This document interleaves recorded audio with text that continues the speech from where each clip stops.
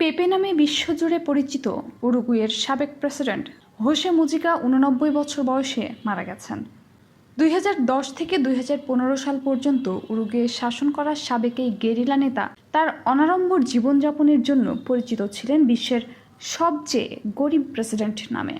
বর্তমান প্রেসিডেন্ট ইয়ামান্দু ওশি সামাজিক যোগাযোগ মাধ্যম এক্সে তার মৃত্যুর বিষয়টি নিশ্চিত করে লেখেন, আপনি আমাদের যা দিয়েছেন, জনগণের জন্য যা করেছেন, সব কিছুর জন্য ধন্যবাদ। মৃত্যুর কারণ জানা না গেলেও তিনি খাদ্যনালীর ক্যান্সারে ভুগছিলেন দীর্ঘদিন ধরে। রাষ্ট্রপ্রধান থাকা অবস্থায় হোসে মুজিকা ভোগবাদকে সমালোচনা করে সাধারণ জীবনযাপন চালিয়ে যান এবং সামাজিক সংস্কারের ওপর গুরুত্ব দেন। তার এই অবস্থান তাকে লাতিন আমেরিকা সহ আন্তর্জাতিক পরিসরে জনপ্রিয় রাজনৈতিক ব্যক্তিত্বে পরিণত করে। মাত্র ৩৪ লাখ মানুষের দেশ উরুগুয়ের প্রেসিডেন্ট হয়েও তিনি যে জনপ্রিয়তা অর্জন করেন তা কল্পনারও বাইরে।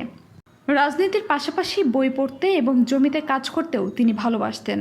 শ্রমের প্রতি ভালোবাসা তিনি পেয়েছিলেন তার মায়ের কাছ থেকে।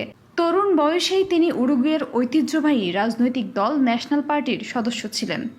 ১৯৬০-এর দশকে তিনি টুপামারোস ন্যাশনাল লিবারেশন মুভমেন্ট গঠনের সহায়তা করেন। এটি ছিল একটি বামপন্থী শহুরে গেরিলা সংগঠন যারা হামলা, অপহরণ ও মৃত্যুদণ্ড কার্যকরে জড়িত ছিল। যদিও মুজিকা সবসময় দাবি করতেন তিনি কখনো কাউকে হত্যা করেননি। কিউবার বিপ্লব এবং আন্তর্জাতিক সমাজতন্ত্রে প্রভাবিত হয়ে এমএলএনটি তখনকার উরুগুয়ের সরকারের বিরুদ্ধে গোপন প্রতিরোধ শুরু করে, যদিও সরকারটি সাংবিধানিক ও গণতান্ত্রিক ছিল। বামপন্থীরা তা ক্রমেই কর্তৃত্ববাদী হয়ে উঠছে বলে অভিযোগ করত।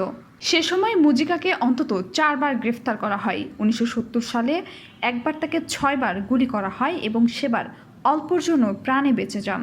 তিনি তার জীবনদশায় ২ বার কারাগার থেকে পালিয়েছেন। একবার তিনি ১০৫ জন এমএলএনটি বন্দীর সঙ্গে একটি টানেল ব্যবহার করে পালিয়ে যান। এটিকে উরুগুয়ের ইতিহাসে সবচেয়ে বড় জেল পালানোর ঘটনা হিসেবে ধরা হয়। ১৯৭৩ সালে সামরিক অভ্যুত্থানের পর তাকে ৯ জন জিম্মির মধ্যে রাখা হয়।